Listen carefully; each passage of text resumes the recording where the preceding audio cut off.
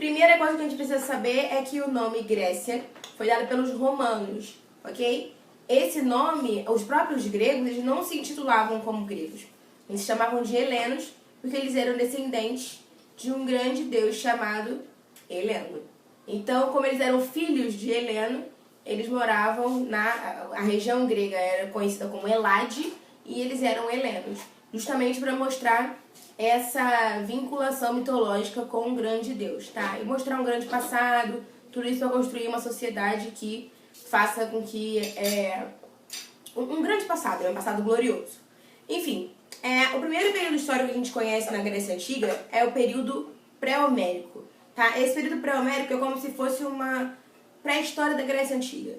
Ainda não é ainda o povo grego que a gente conversa mais, né? Mas é um povo que começa a ocupar a Península Balcânica, tá? Então, no período pré-homérico, entre o século 20 e 12 a.C., começam as ocupações da região da Península Balcânica. Essa região da Península Balcânica é bem próxima ao Mar Egeu, tá? Esse Mar Egeu é aquele marzinho que fica ali próximo entre a Ásia e a Europa, perto da ilha de Creta, tá? Essa população que foi aparecendo nessa região, logo em 2600 a.C., é a civilização minoica. Os minoicos, eles são conhecidos por seus grandes palácios e por suas grandes construções. Esses palácios, né, essa civilização palaciana, ela funcionava como? Esses palácios, eles serviam como abastecimento e estoque. Então é como se fosse uma central de estocagem de alimentos e produtos que possam ser comercializados.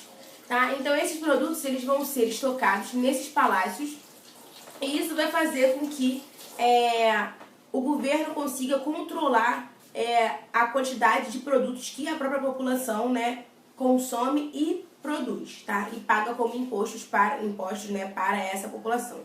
Um palácio extremamente famoso é o Palácio de Knossos, tá? Que também está situado ali na ilha de Creta, beleza? Próximo ali daquela região do Mar Egeu. Além disso, eles tinham um sistema de escrita, que é a escrita linear A, que servia justamente para a ideia de administração desses grandes palácios e dessa ideia de abastecimento. Tá? Aí você pensa, para que esse abastecimento servia? Né? Principalmente para o comércio. Essa população minoica é uma população extremamente conhecida pelo seu comércio no mar Egeu. Tá? Então eles vão ficar situados ali, como Creta é uma ilha bem literalmente no meio da circulação comercial do Mediterrâneo inteiro, ela se beneficia muito disso. Então eles começam a ter um comércio marítimo extremamente intenso, tá? Então eles vão comercializando tanto produtos que eles vão conseguir como excedente, que estocam nos palácios, e também vão comprar produtos que não são encontrados com facilidade nessa região da Península Balcânica, tá? Essa civilização minoica, ela é conhecida também por ter uma cultura talassocrática. Uma cultura talassocrática é uma cultura de domínio do mar. Tá? O nome parece meio difícil, mas o que quer dizer é isso, domínio do mar. Tá? Então essa é uma cultura que domina o mar, domina esse comércio marítimo e vive basicamente desse comércio marítimo. Além da agricultura também, produção de vinhos e tudo mais, tá? Cereais, tudo é produzido nesse momento. Bom, ainda estamos no período pré-homérico, para quem está perdido, mas essa civilização minoica ela vai ser invadida por uma população da Grécia continental, que é uma população que viveu por um período de tempo junto com os minoicos, tá? Que é a população micênica. Então os micênicos, que são a população da Grécia continental, vão invadir Creta e vão dominar essa população minoica. E aí nesse momento os minoicos ficam enfraquecidos, ocorre uma dispersão populacional e eles são dominados pelos micênicos, beleza? Os micênicos eles estão aqui nesse período aqui, né, em Creta e nessa Península Balcânica de 1600 a 1100 a.C. Uma coisa interessante sobre os micênicos é que eles continuam com a ideia dos palácios, só que os palácios agora não vão ser só centro de estocagem e abastecimento. Esses palácios também vão servir como... vão ter função de centro religioso, tá? Então eles também vão agir como grandes centros religiosos. Show de bola? Além disso, eles vão trazer várias transformações culturais, principalmente em relações a rituais fúnebres, como se enterra, a ideia de heróis. Tudo isso vai vir com a civilização micênica, beleza? E eles vão continuar com a tradição de comércio marítimo. Só que eles vão expandir mais esse comércio e dominar o Mar Negro, tá? O Mar Negro é o mar mais, vamos dizer que é o mar interior, né?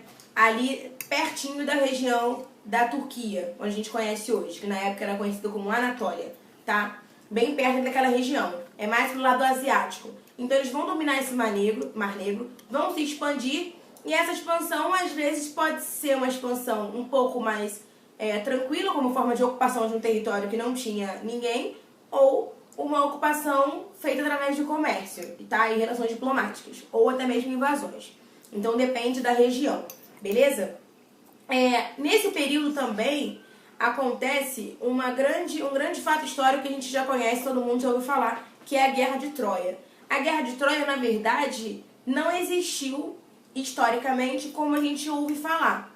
Na verdade, o que a gente sempre ouviu falar da Guerra de Troia foi a versão mitológica, que é a versão de que Afrodite teria prometido a mulher mais bela do mundo para um espartano. E essa mulher mais bela era Helena. A Helena já era prometida de Menelau. Então, quando a Afrodite promete uma mulher já comprometida para o espartano, esse espartano vai até Troia e tenta pegar essa mulher de qualquer jeito. Eles vão conseguir sequestrar a Helena, enfim, a guerra se complica demais e os gregos, na verdade esses espartanos, vão conseguir vencer essa guerra levando um cavalo para dentro das muralhas de Troia. Esse cavalo vão ter mais ou menos uns 100 soldados espartanos, e esses soldados na calada da noite vão sair e destruir o território troiano. Essa é uma história mitológica, tá? Que vai também fazer parte, principalmente, da ideia da construção do que é ser espartano, do que é ser grego, e principalmente da ideia da cultura militar espartana, tá? Então, é uma mitologia que é importante, porém, historicamente, a comprovação que a gente tem é que o território de Troia foi destruído pelo mesmo motivo que os próprios micênicos vão ser destruídos, tá? Conflitos internos. Então, geralmente, o colapso dessas cidades, desse mundo pré-homérico, vão acontecer por saques, vai acontecer um declínio populacional também muito grande, uma crise econômica, crise agrícola, alguns terremotos vão acontecer também nesse período. Então é basicamente por isso que essas regiões elas vão começar a desaparecer, tá? E aí quando essas regiões desaparecem, a gente entra no segundo momento histórico, que é o período homérico. O período homérico, ele é um período em que a gente não tem muita informação histórica sobre o que acontece, como se organiza a sociedade, as cidades que vão se formando. A gente não tem muita informação sobre esse período, tá? Ele é um período um pouco complicado para os historiadores. Mas o que a gente consegue saber é principalmente através dos escritos de Homero, tá? O Homero ele vai escrever praticamente no finalzinho do período homérico, tá? Que é lá em 800, 700. Então ele vai escrever nesse momento sobre tanto o mundo dele atual, né, que é o mundo homérico, quanto o período pré-homérico. Então ele vai escrever e às vezes ele faz essa transposição, né, entre o mundo atual dele com o mundo anterior. Então a gente consegue algumas informações por esses escritos, tá? Mas são informações que não são tão completas assim, tá bom? Então esse período homérico, ele dura de 1100 até 800 a.C., tá? O que era o Homero, né? Antes a gente não sabia se existia um Homero ou se Homero era o nome de várias pessoas, mas enfim, hoje em dia já se acredita que existe um Homero, né? Mas o Homero fazia parte de um outro grupo, que eram os Aedos. Aedos eram contadores de histórias. Eles se reuniam nas praças, ficavam nas praças e cantavam histórias com um instrumento musical, e eles iam cantando histórias. Então, a cada momento que eles cantavam a história mudava, porque eles não tinham, né, uma memória, né? Você não tem como manter a história igualzinha sem estar escrita. Então, como ela era uma história cantada, ela se modificava através da própria interação com a plateia, ou então, enfim, dependendo de qual aedo que está cantando, em que região que eles estão falando. E as histórias gregas, as grandiosas histórias desse mundo pré-homérico, dessas vitórias, da Guerra de Troia, são contadas por esses aedos, tá? Eles cantam as epopeias. Essas epopeias são as histórias, enfim, mitológicas que fazem parte do mundo grego e que constroem a identidade grega nesse momento, tá? E a Guerra de Troia foi um dos principais vínculos, né, de construção de identidade grega nesse momento em que a gente vai começar com a ocupação no mundo grego, tá? Então é nesse período homérico que alguns povos vão começar a chegar nessa região do mundo grego. Que povos são esses? Jônios, dórios, eólios e aqueus. Esses povos, eles são de etnias diferentes, só que todos eles remetem a uma ideia de que eles têm uma origem no deus Heleno. Então eles vão dizer que eles têm uma origem mítica e que eles são filhos de Heleno. E aí eu vou mostrar pra vocês no videozinho. Cada etnia dessa teria sido vinculada de uma grande, enfim, de um grande deus que era o Heleno, tá bom? Então, nesse período homérico, as informações são muito complicadas e a gente não tem muito detalhe, tá? Mas o que a gente consegue conhecer sobre sociedade era que ela era dividida em demos. O que são demos? Demos é tudo que você tem em sua propriedade. O demos são as cidades, as vilas, as terras, os pastos e, enfim, esses demos, eles podem ter um chefe ou mais, dependendo do tamanho desse demos, tá? Então é como se fosse uma cidade ou uma vila. E tudo que tem dentro dessa cidade ou vila faz parte do demos, tá? É como se fosse uma estrutura mesmo, enfim, física, né? Dentro desse demos, a gente tem uma outra organização que é menorzinha, que é o oikos. O oikos é a casa, tá? É a família, a terra e toda a propriedade que pertence ao chefe da família, tá? Então esse oikos, ele é a estrutura menor, a estrutura familiar, beleza? Nesse momento, em algumas sociedades gregas, em algumas regiões, você chama esse líder ou esse demos de comunidades gentílicas e chama o chefe das comunidades gentílicas de pater. Isso depende da região, tá? Então a gente fique sabendo que existe, né, esse nome, pater e comunidades gentílicas, mas geralmente você utiliza a ideia de demos e a ideia de chefe, de uma forma geral, tá? Para você não se confundir, beleza? Então, esse governo é extremamente, essa região é extremamente simples, tá?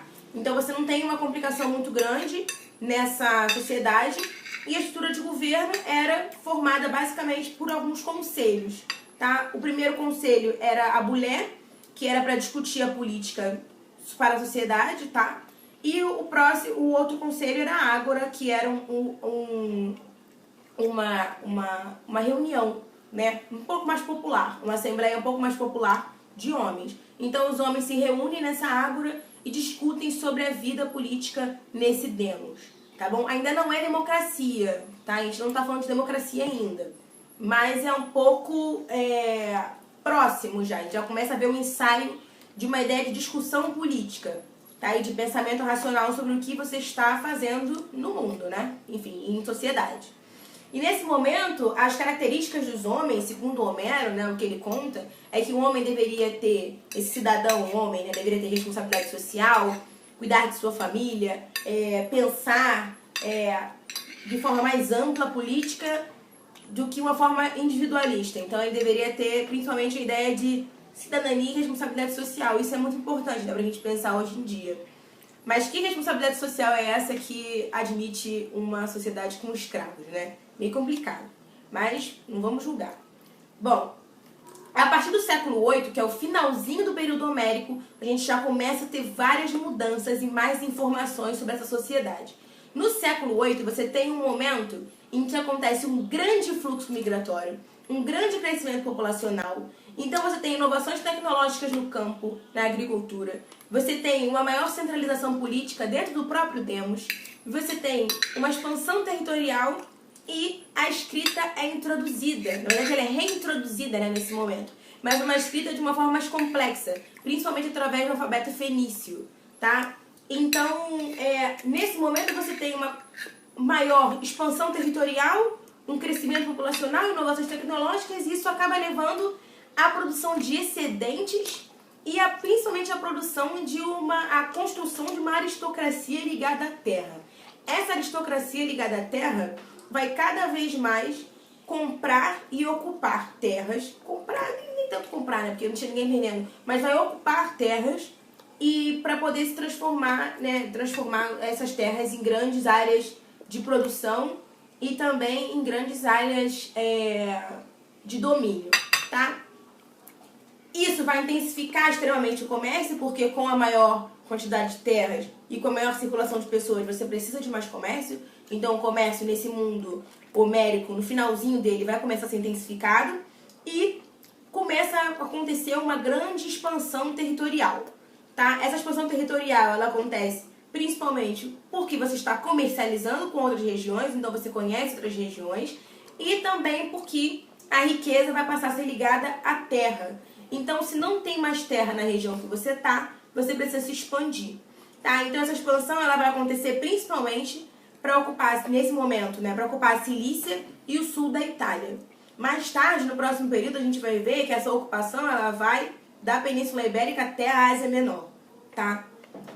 Uma outra coisa que é importante também, que vai surgir nesse período homérico, é a ideia de pan-helenismo, tá? Que é de manter uma identidade grega. E como que eles fazem para manter essa identidade grega e reforçar essa herança helênica, essa herança mitológica? Com os Jogos Olímpicos. Então, em 776 a.C., ocorrem os primeiros Jogos Olímpicos, que eram feitos de 4 em 4 anos, e em que todas as cidades gregas participavam, tá? Reforçando a ideia de identidade e de que todos são gregos, apesar das diferenças regionais. Tá bom? Tranquilo?